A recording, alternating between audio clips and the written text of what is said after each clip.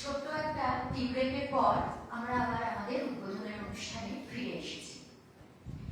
এইবার আমাদের volunteer Keya Moto, department of environment science, একটা আবৃত্তি প্রস্তুত করে এসেছেন। কেয়াকে বলবো সেটা পরিবেশনের জন্য। এই আয় আয় আয়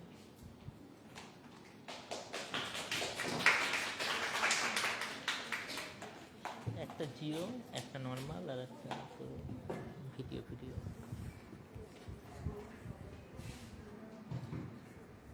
নমস্কার।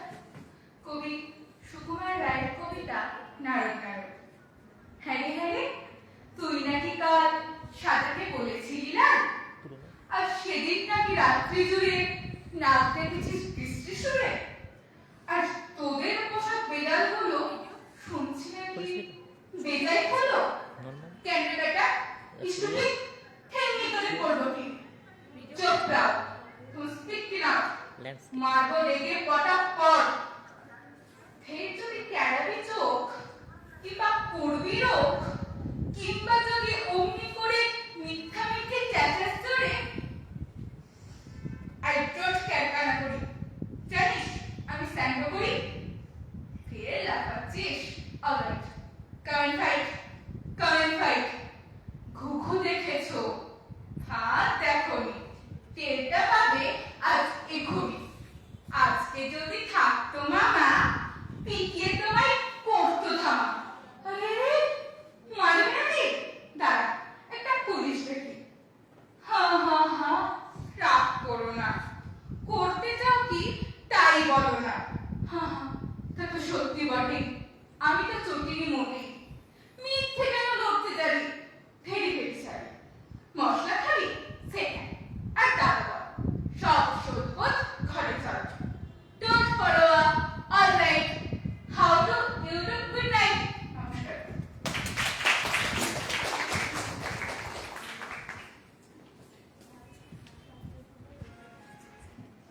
কেয়ার এই গুণের কথা কিন্তু আমি জানতাম না।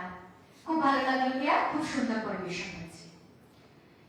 এইবার আমি অনুরোধ করব আমাদের Bashundhara madam, head department of geography, আজকে যেটা আমাদের আরেকটা থিম আছে প্লাস্টিক ফ্রি ক্যাম্পাস, এবং তার সঙ্গে অবশ্যই হেলথ কিভাবে জড়িয়ে আছে সেটা নিয়ে তার বক্তব্য রাখবে। ম্যাডাম আসুন।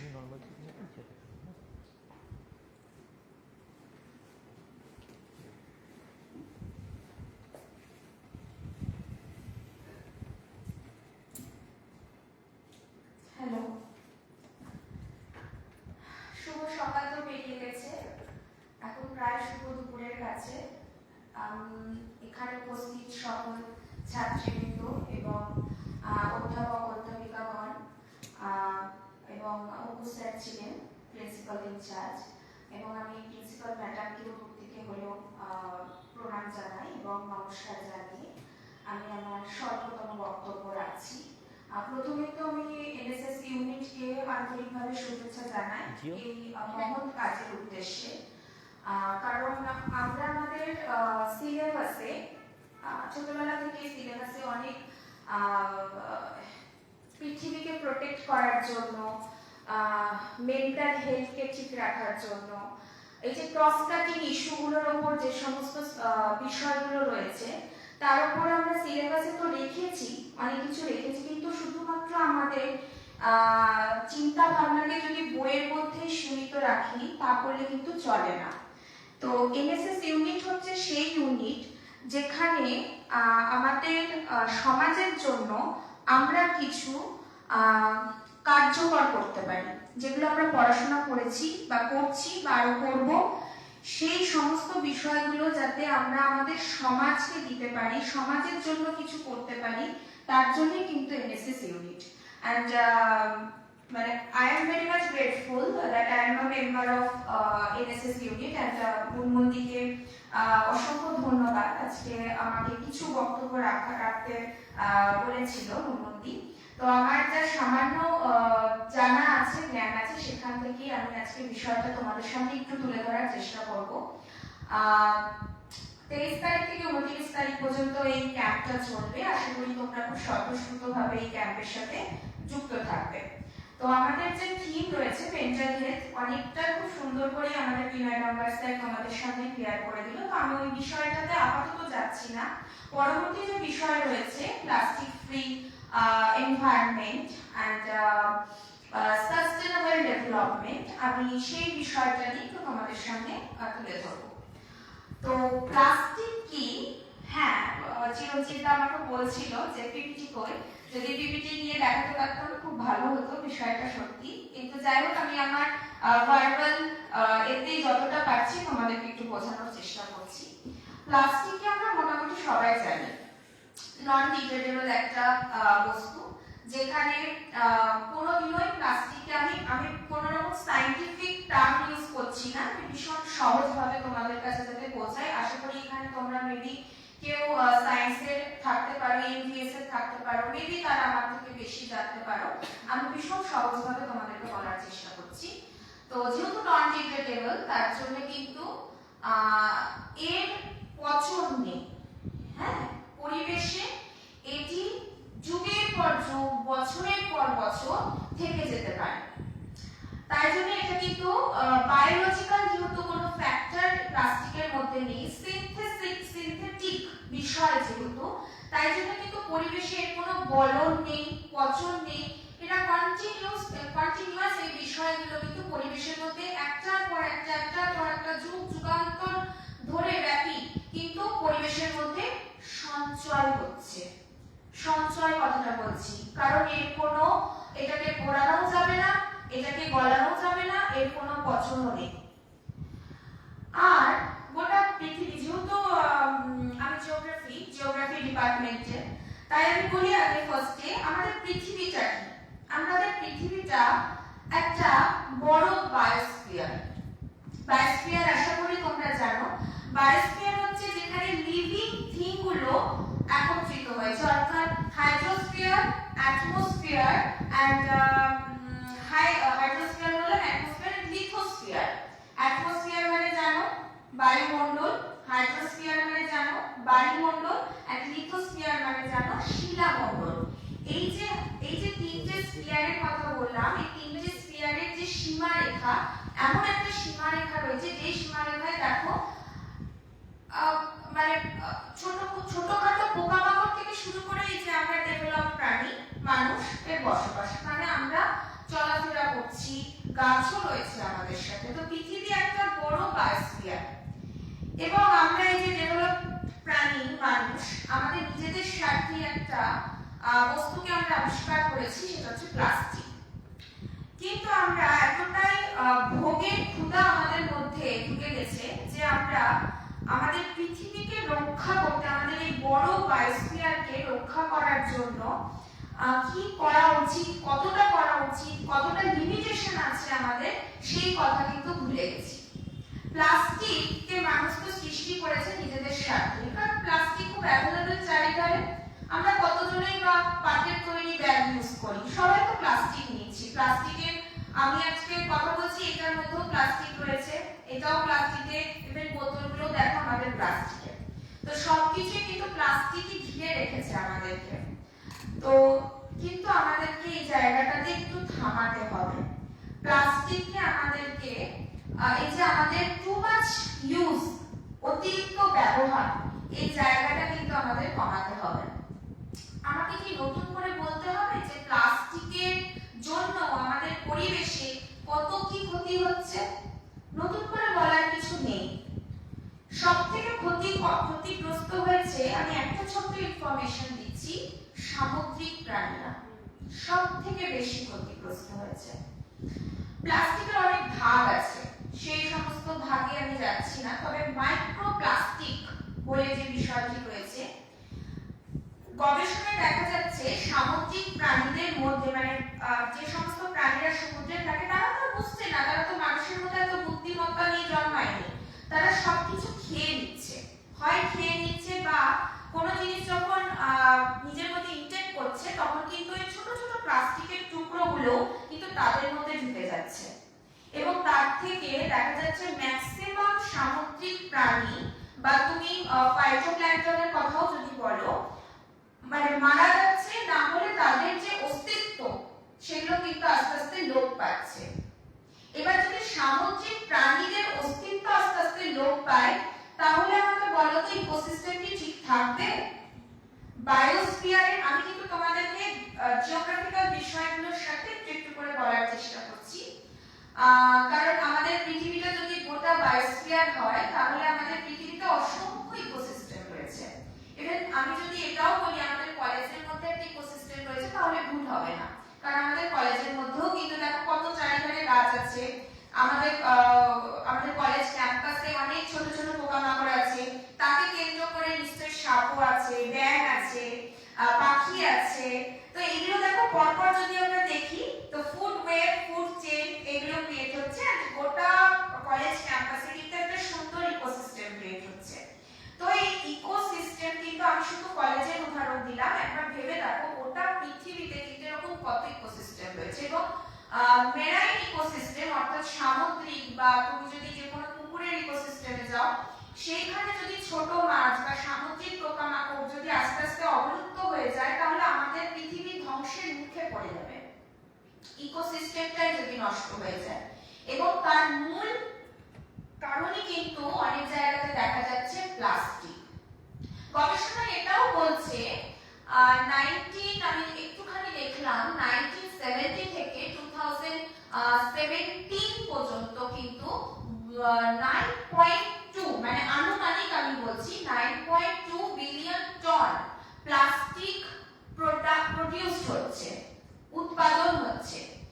কিন্তু আস্তে আস্তে মানে যেহেতু 2020 বা 2017 এর পর থেকে এবং তারও আগে থেকে 2000 থেকে মানুষের মধ্যে এইগুলো আস্তে আস্তে নাড়া দিচ্ছে, বিশেষ করে সায়েন্টিস্টদের মধ্যে এগুলো নাড়া দিচ্ছে যে আমরা যদি প্লাস্টিকে আস্তে আস্তে ইউজটাকে না কমাই, তাহলে আমরা আমাদের পৃথিবী কত পরিমাণ ধ্বংসের মুখে, এইগুলো কিন্তু সায়েন্টিস্টদের মধ্যে আগে নাড়া দিয়েছে। এবং তারা নানানভাবে through out in any seminar or lectureship or books or journal এইসবের মাধ্যমে কিন্তু সাধারণ মানুষের কাছে পৌঁছে দেওয়ার চেষ্টা করেছে। এবং তারপরে আস্তে আস্তে কিন্তু আমাদের পাঠ্যসূচিতে সরকার এই বিষয়গুলোকে সজাগ করার জন্য ছাত্রছাত্রীদের মধ্যে যাতে এই বিষয়গুলো মানে তোমাদের কাছে পৌঁছে যায়, তাই জন্য কিন্তু সিলেবাসে যুক্ত করা হয়েছে এই বিষয়গুলো, যাতে আমরা পুরোটা না পারলেও কিছুটা হলেও আমরা কিন্তু এই প্লাস্টিকের ব্যবহারটাকে একটু হলেও কমাতে পারি। কিন্তু পুরোপুরি কম হবে না, আমরা সবাই জানি, আমি এখানে দাঁড়িয়েও বলবো না যে পুরোপুরি কমাতে পারবো, কিন্তু আমাদেরকে কনসাস হতে হবে, আমাদেরকে কমাতে হবে। তো আমি যদি এখন প্লাস্টিক পলিউশন নিয়ে বলি না, তাহলে প্রচুর অনেক কিছু বিষয় হবে, তো আমার বক্তব্যটা অনেক লেন্দি হয়ে যাবে। তো আমি জাস্ট একটা উদাহরণ তোমাদের দিলাম যে সামুদ্রিক প্রাণীরা কিভাবে ক্ষতিগ্রস্ত হয়েছে। দেয়ার আর লটস অফ প্রবলেম, তো আমি অত বিস্তারে যাচ্ছি না, বাট মানে আমাদেরকে কিন্তু সলিউশনে আসতে হবে। আমাদেরকে কিন্তু এই যে এত প্রবলেম ক্রিয়েট হয়ে গেছে প্লাস্টিক নিয়ে, এই জায়গা থেকে আমরা কি করে মুক্ত হব, আমাদের পৃথিবীকে আমরা কিভাবে ভালো রাখবো, সেই বিষয়টাকে নিয়ে আমাদেরকে এবার ভাবতে হবে। তো যদি আমি এই বিষয়গুলোকে নিয়ে ভাবি, তাহলে কয়েকটি পয়েন্ট যদি আমি রাখি, তাহলে সেক্ষেত্রে ফার্স্টেই হবে কনসাসনেস, সচেতনতা বৃদ্ধি। এবং সচেতনতা বৃদ্ধির প্রথম ধাপই আমি তো বলবো, যেহেতু স্টুডেন্টরা দেশের ভবিষ্যৎ হয়, তোমরাই থাকো বা স্কুল স্টুডেন্ট থাকো বা তোমরা পরবর্তীকালে হোক না কেন, তো যেহেতু স্টুডেন্টরাই দেশের কাণ্ডারি, তাই তোমাদেরকে কিন্তু এই ইনিশিয়েটিভটা টিচারদের সাথে হলেও নিতে হবে।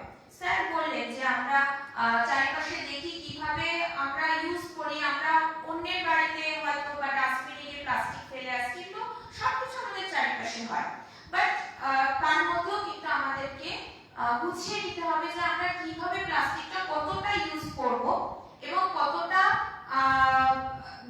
মানে ডাস্টবিনে ফেলবো আর এনি আদার মানে কোয়ান্টে বা ওয়েস্ট ব্যাগে গিয়ে ফেলবো। তো এই যে কনসাসনেস, এই কনসাসনেস এন্ড যখনই তুমি এগুলো বিষয়গুলো জানবে, তো আশা করি তুমি তোমার জুনিয়রদেরকে শেখাবে, তুমি তোমার বাড়িতে ভাই বোনদেরকে শেখাবে যে না এই বিষয়টা এভাবে করবে না, বা দেখা যাচ্ছে তুমি হয়তো তোমার বাড়ির প্রথম সেই ব্যক্তি যে প্লাস্টিক পলিউশনের বিষয়গুলো নিয়ে বেশি জানছো,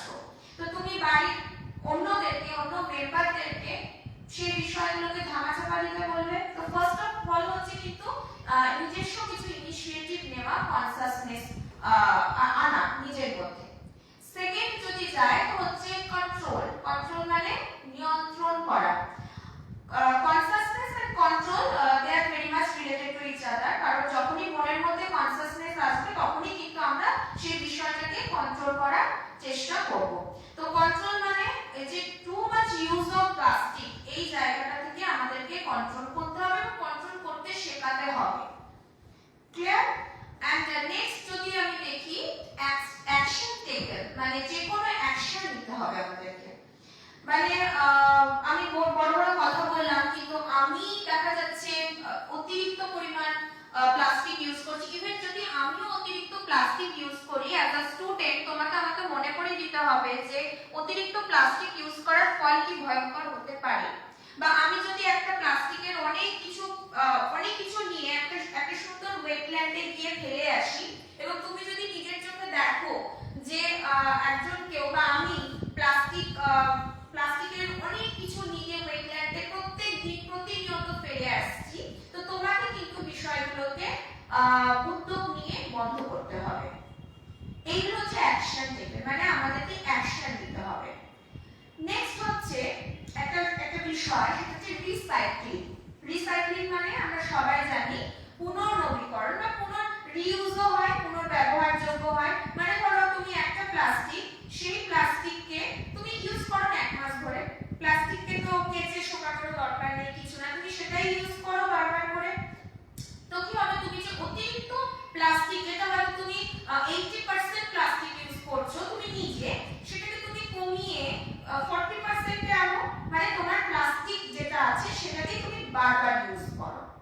বুঝতে পারছি? তো এটা হচ্ছে রিসাইক্লিং। আমি জাস্ট একটা করে एग्जांपल দিচ্ছি, এরকম আরো অনেক কিছু ওয়ে আছে যে যার মাধ্যমে কিন্তু আমি প্লাস্টিককে রিসাইক্লিং করতে পারি।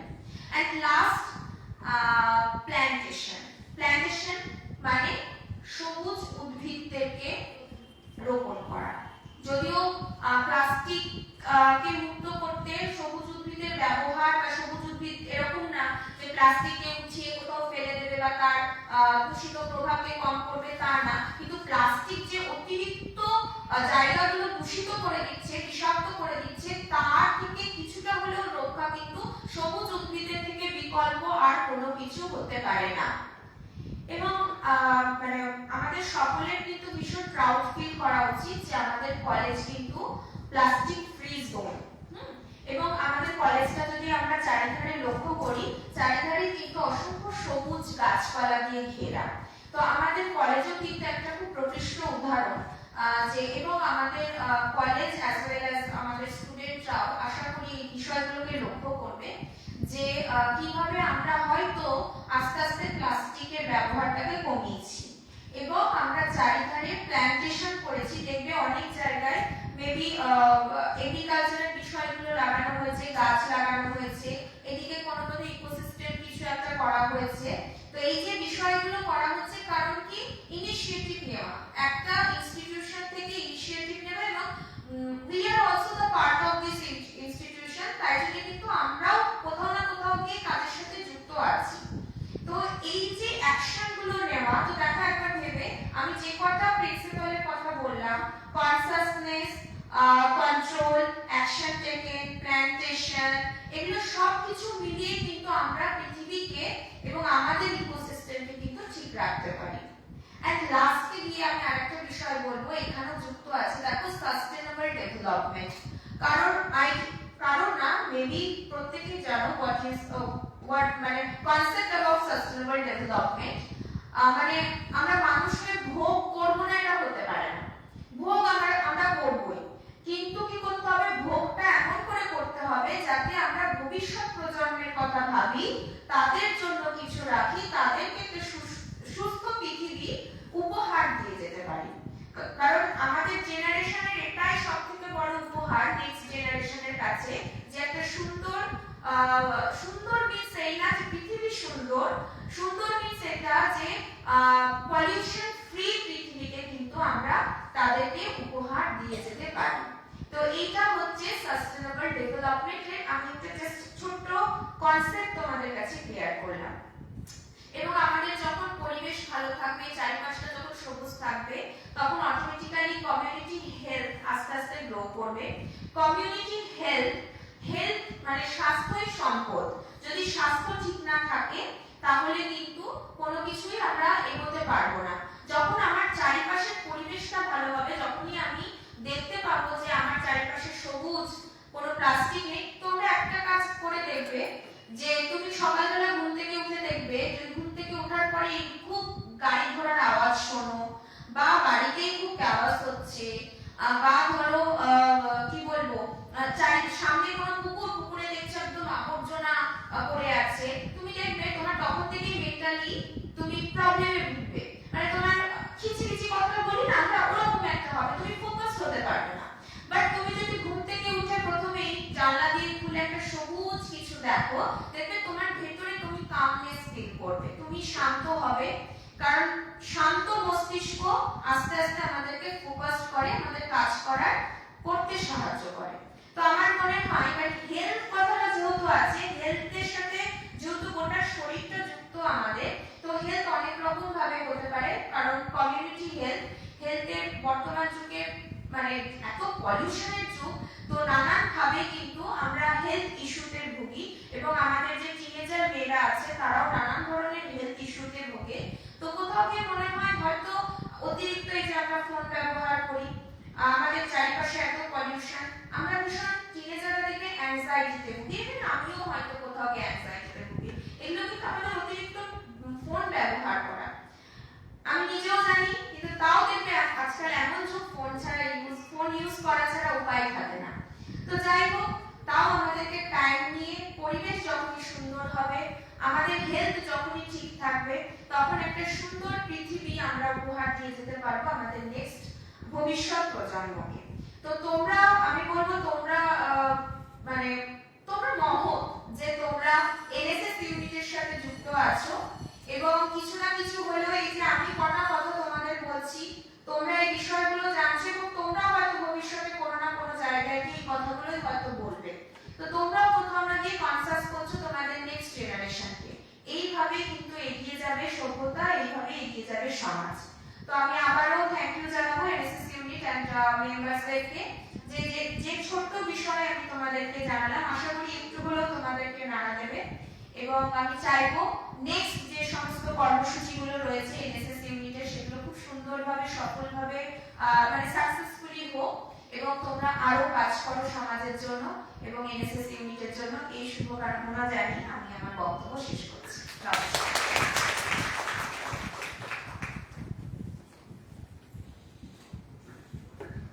অনেক ধন্যবাদ বসুন্ধরা ম্যাডামকে।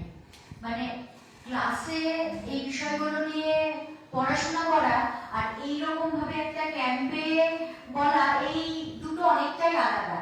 মানে ক্লাসে সেই একটা মনে হয় যে আজকে এটা পড়বো, পরের দিন পরীক্ষাতে এটা আমাকে লিখতে হবে, কিন্তু আজকে তো নিজের মাথার মধ্যে এই জিনিসটা থাকে না।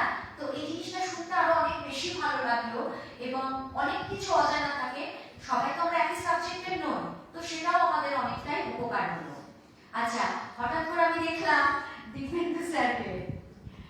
দিব্যেন্দু স্যার আমাদের এই আজকের এই ক্যাম্পে উপস্থিত হয়েছেন। Dibyendu sir department of computer science, উনিও হচ্ছেন আমাদের এনএসএস কমিটি মেম্বার। আমি সামসিয়াকে বলবো স্যারকে আজকের অনুষ্ঠানে মিষ্টিমুখ করাতে। এসো দিব্যেন্দু, চলে এসো।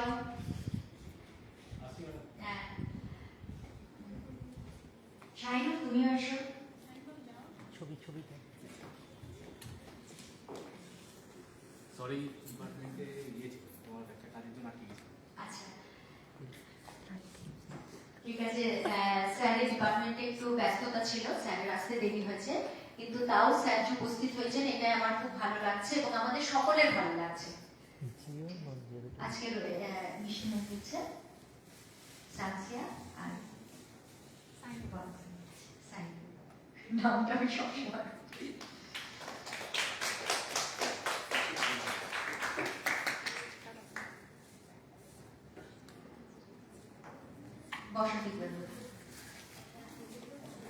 আমাদের অনুষ্ঠান মানে উদ্বোধনী অনুষ্ঠানের প্রায় শেষ লগ্নেই আমরা চলে এসেছি। আমাদের আজকে উপস্থিত আছে আমাদের সঙ্গে সঞ্চারিদি। সঞ্চারিদি তার নিজের যে সংস্থা বা উনিও এইরকম একটা পরিবেশে আজকে প্রথমবার, তো উনি হয়তো নিজে এইভাবে প্রস্তুত নন, কিন্তু যাই হোক ওনাকে পেয়ে আমাদের খুব ভালো লাগছে, কারণ আমরা এইরকম ভাবে সকলের সঙ্গে কাজ করে আসি, তাই এইরকম মানুষ আমাদের কাছে আপনজন। গেস্ট কথাটা বলবো না, খুবই আমাদের কাছে। তো সঞ্চারিদি, আজকে তুমি এসো, তুমিও আমাদের ভলেন্টিয়ার্সদের আমাদের আজকের এই স্পেশাল ক্যাম্প নিয়ে দু এক কথা বলো। আচ্ছা, তারপর কিন্তু আমার ভলেন্টিয়ার্সদের বলবো যে অন্তত যারা 5th বা 6th সেমিস্টার, যাদের আর এই স্পেশাল ক্যাম্প করার সুযোগ থাকবে না, বা চাইলেও এমনি তোমরা সবসময় তোমরা ক্যাম্প এনএসএস এর সঙ্গে যুক্ত থাকতে পারবে, কিন্তু নিয়মের জায়গাতে বলছি, তারা যদি আজকে এখানে এসে কিছু বলেন আমার খুব ভালো লাগবে, অন্তত একজন বা দুজন, কারণ এই সুযোগটা আর পাবো না।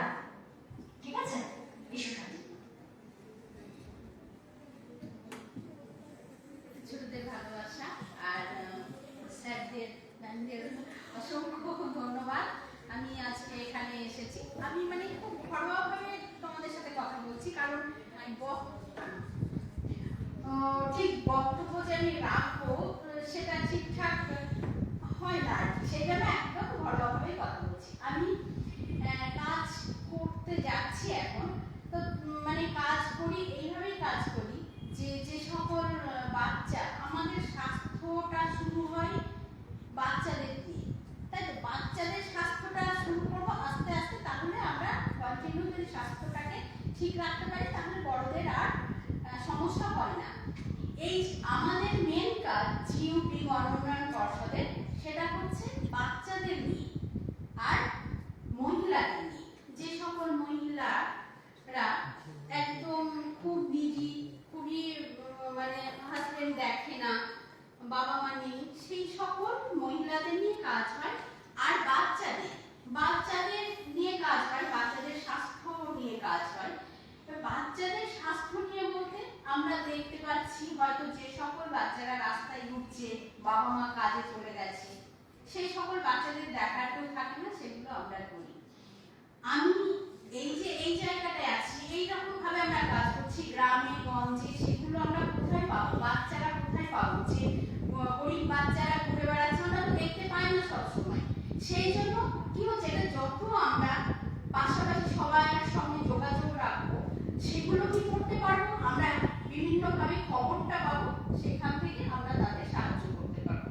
এই কারণে তোমাদের বলছি, যারা এনএসএস এর সঙ্গে যুক্ত, বিভিন্ন জায়গায় তোমরা থাকো, তোমরা একটা বাচ্চা দেখতে পেলে যেখানে হয়তো যার মা নেই, বাবা নেই, দিদার কাছে মানুষ হচ্ছে, ঠিকঠাক খেতে পাচ্ছে না, তোমাদের দেখে খুব কষ্ট হচ্ছে, মনে হচ্ছে কিছু করি তার জন্য, কিন্তু কি করছো, পারছো না, কি করবে, তোমাদের মানে কিছু করতে গেলে তো একটা রাস্তা চাই, রাস্তাটা কোথায়, কিভাবে কি করবো বুঝতে পারছো না।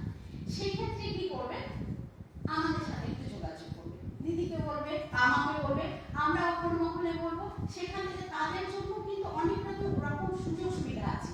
সেই সুযোগ সুবিধাটা তোমরা জানো না, এবং তারা তো যারা মানে ওইভাবে ঘুরে বেড়ায় তারা তো আরোই জানে না, এবং আমরা তাদেরকে খুঁজে পাচ্ছি না। ঠিকঠাক জায়গায় ঠিকঠাক আমরা যে উপকারটা করবো ঠিকঠাক কে পৌঁছচ্ছে না, এই জন্য আমরা যত মানুষের সাথে মেলামেশা করবো তত আমরা ঠিক জায়গায় যেন সঠিক মানে সরকার থেকে যে সব অনুদানগুলো দিচ্ছে ঠিক জায়গায় যেন গিয়ে পড়ে। একটা নিধি বাচ্চার জন্য মাসে 5,000 টাকা করে দিতে পারে কোনো কোনো ক্ষেত্রে, যখন দেখা যায়, এবার সেইটা আমরা কিভাবে খোঁজ করবো, ঠিকঠাক পাই না। সেই জন্য আমরা আজকে এই জায়গায় এসেছি, যত আমরা বেশি এইটাকে যোগাযোগ মাধ্যমটা বাড়াবো, ঠিক জায়গায় যেন একটা বাচ্চা আমরা কাজটা করতে পারি। মানে এইটুকু বলে আজকে আমরা তো একদিন থাকবো সারাদিন, তখন অনেক কিছু আমরা বলবো, জানতে পারবে তোমরা, এবং আমরাও তোমাদের কাছ থেকে জানতে পারবো তোমাদের গ্রামে কি আছে, কি হয়, অনেক কিছু জানার আছে যেটা আমরা জানতে পারি না।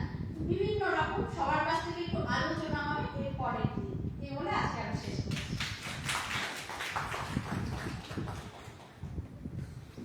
বেশ ভালোই লাগলো সঞ্চারিদির কথা, কারণ আমরা সবসময় যেটা এই কি বলবো মানে কলেজ স্টুডেন্ট, ঠিক আছে, ঠিক মাধ্যমিক উচ্চ মাধ্যমিক এই পাশ করে যখন চলে আসে, তারপরে তাদের যে সেবা যত্ন বা যেভাবে তারা বড় হচ্ছে, সেটার প্রতি আমরা এনএসএস এর ইউনিট থেকে বেশি কাজ করার সুযোগ পাই বা করে আসি।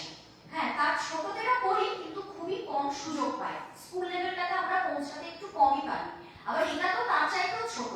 তো এইরকম আর একটা সুযোগ যে পেলাম, এটা আমাদের খুব ভালো লাগার বিষয়।